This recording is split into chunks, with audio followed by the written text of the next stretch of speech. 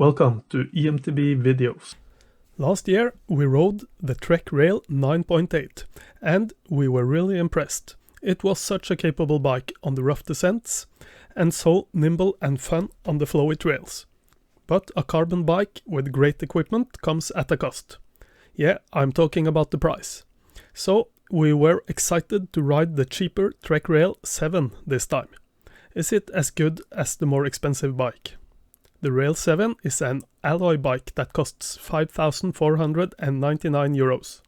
It's the only model in the lineup running the 12-speed Shimano drivetrain. Shifter is SLX and derailleur is XT. It shifts very well even under load, but it needs to be finely tuned to be smooth, and I adjust the wire tension surprisingly often. Brakes are the dual caliper Shimano MT520, which I really like. Even though they're not top of the line, they have a nice feel to them, and they're pretty powerful. The tires aren't my favorite though, not for what I ride. Bontrager XR5 Team Issue 29 by 2.6 inches is a proper mountain bike tire, but it is on the lighter side. I prefer a heavier tire with taller knobs and softer compound for when my trails aren't dry.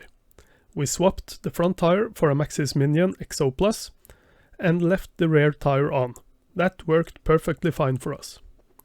I was going to complain about the dropper post being only 130mm on sizes medium and up, but I have to say, there was never a situation where we felt the seat didn't go low enough. 120mm travel can be too little, but that extra 10mm offered precious space, so I decided not to complain. I can accept most kinds of battery integration, as I usually keep the bikes indoors. But the rail has been parked outside on several occasions, and I've come to appreciate the ease of installing and removing the 625 Wh Bosch battery. Getting the battery out is just as easy as on bikes with external batteries. This is a nice detail that will matter to some of us. Oh, and did you notice this little hole in the battery lid?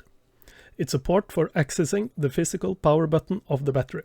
If the display won't power up the bike, sticking an Allen key or such into this hole may power up the bike, depending on what's wrong, of course. The geometry of the Rail 7 is the same as for the 9.8. We rode with the Minolink chip set to low position pretty much all the time. This means a slack 64.5 degrees head angle, 448mm chainstays, and a pretty low 339mm bottom bracket. This is a bit different from most of the other 150-160mm travel 29er eMTBs on the market.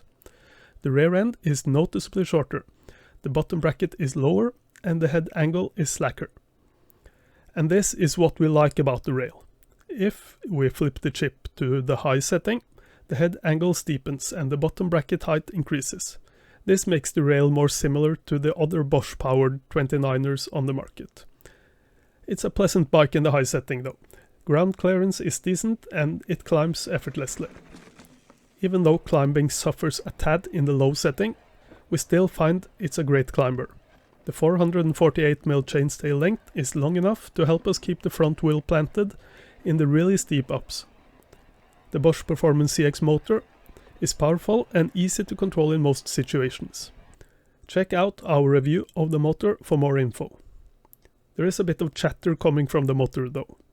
The bike is mostly nice and silent, but when coasting downhill, the motor makes some noise. Check out this video to get an impression of the noise from the Bosch motor.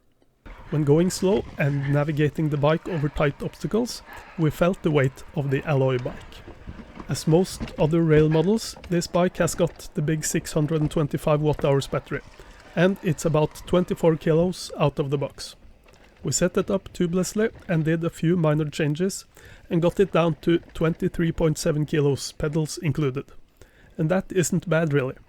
Bikes in this category can easily weigh 25 kilos. The Rail 7 never quite had the same level of nimbleness as the more expensive and lightweight Rail 9.8.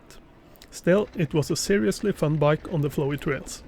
With a bit of technique, most bikes can flow down a flow trail, but the Rail did it with such ease. We were sending it off ledges and bouncing off obstacles, and the bike felt so well balanced. We were going with the flow, never having to make corrections. The slightly downhill-oriented geometry, along with the suspension, makes the Rail 7 a great performer. The 160mm travel RockShox Yari always was a sensible fork, but now, for 2020, performance seems to have improved. We rode rough, rocky sections, high-speed chatter, drops and jumps, and it felt surprisingly smooth. We never really missed a line choice due to poor suspension performance. We always felt in control. Sure, the RockShox Deluxe Select Plus shock without the piggyback chamber might not be up for the roughest prolonged descents, but we were happy with it during the test. It has got good pop when playing around, and it tracks well. Recently, I've ridden lots of bikes with the cheaper RockShox 35 Gold RL fork. This is a popular fork for entry-level bikes. Around here, the Rail 7 isn't much more expensive than some of those bikes, and the suspension performance on the rail is way better. Even though both Fox and RockShox have several models in the suspension lineup that performs better than the Yari and Deluxe Select Plus, we found this really is surprisingly good. The Trek Rail 7 is a really good bike.